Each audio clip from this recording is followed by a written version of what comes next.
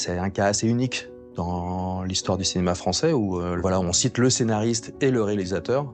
Pendant 10 ans, ils ont fait une série de films qui sont devenus des classiques et parmi les plus grands films du cinéma français. Donc c'est quand même aussi un hommage de dire un film de Carnet-Prévert parce que les deux sont liés, qu'ils le veuillent ou non. C'est l'opposition du muet et du parlant, c'est peut-être aussi une certaine concurrence, une certaine tension entre Carnet et Prévert.